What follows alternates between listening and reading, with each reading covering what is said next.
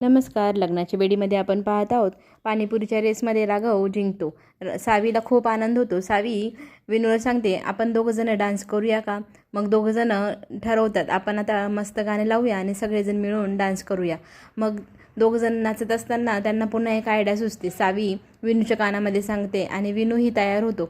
विनू आणि सावी दोघंजणं मिळून मग राघवला खूप आग्रह करतात, डान्स करायला चला.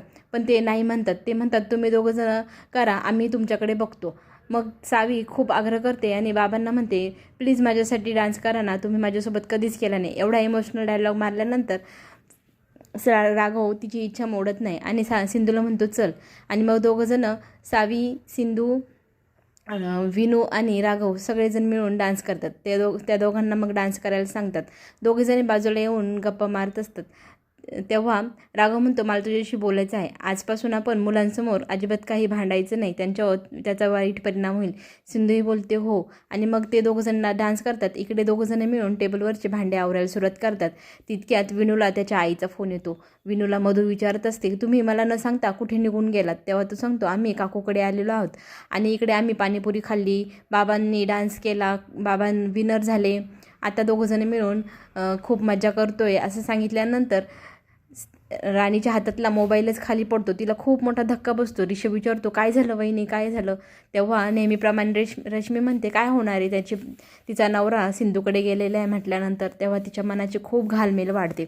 इकडे डान्स झाल्यानंतर सिंधू त्यांचा अभ्यास घेत असते. अभ्यास झाल्यानंतर तितक्यात सावीच्या पोटात खूप जोरजोरात दुखायला लागते. ती खूप जोरजोरात रडू लागते. आईला सांगते, माझं खूप पोट दुखते.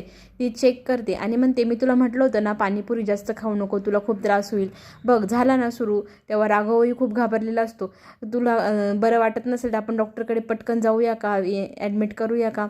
तेव्हा सिंधू म्हणते, काही गरज नाही, थांबा, मी औषध देते. हे औषध घेऊन येते आणि सावीला औषध देते. सावीला जरा बरं वाटतं. सावी तिच्या बाबाच्या मांडीवर डोकं ठेवून झोपी जाते. ती झोपलेली पाहून सिंधू म्हणते, घरी सगळेजण काळजी करत असाल, तुम्ही आता घरी निघता का? तेव्हा राघव म्हणतो, नाही, हिला बरं वाटल्याशिवाय मी जाणार नाही. मला तिची खूप काळजी वाटते आहे. तिला जोपर्यंत बरं वाटत नाही तोपर्यंत मी कुठेही जाणार नाही. मग राणी फोन करते राघवला विचारते, कुठे आहात तुम्ही? तेव्हा तो सांगतो, आम्ही सिंधूकडे आहोत आणि सावीचं खूप पोट दुखते, तिला बरं वाटत नाही, तोपर्यंत आम्ही घरी येणार नाही. मग ती वाट बघते घरी.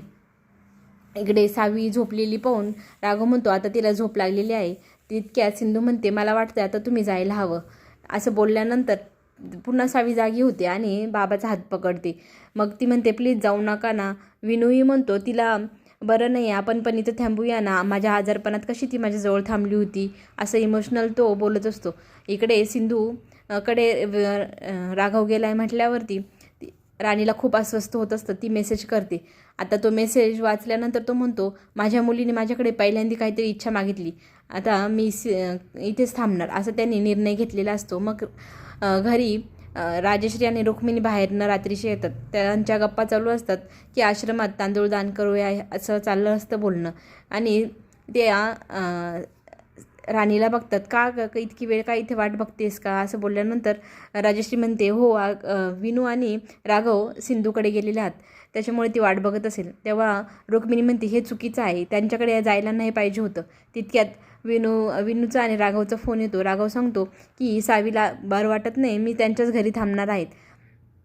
इकडे सिंधू राघवला समजवत असते, आता तुम्ही घरी जायला हवं. राघव सांगतो, मी इथून कुठेही जाणार नाही, माझ्या मुलीची इच्छा आहे, माझ्या मुलीची मी लहानपण पाहिलेलं नाही, 8 वर्ष तिच्यापासून दूर राहिलो, आज तिला बरं नाही आहे तर मी तिला सोडून कुठेही जाणार नाही आणि तू माझ्यापासून हा आनंद हिरवू नको. मग सिंधू तयार होते. मग सगळेजण झोपी गेल्यानंतर त्यांच्या अंगावरती ती ब्लँकेट टाकते.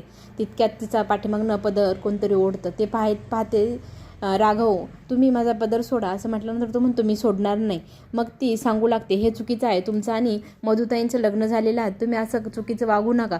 तेव्हा तो म्हणतो, मी तिच्याशी फक्त विनूसाठी लग्न केलेलं आहे आणि आमचं अजून पूर्ण लग्नही झालेलं नाही. सिंधू, माझं तुझ्यावर खूप प्रेम आहे, मी तुझ्याशिवाय जगू शकणार नाही, अजूनही वेळ गेलेली नाही, आपण दोघंजण एकत्र राहू शकतो.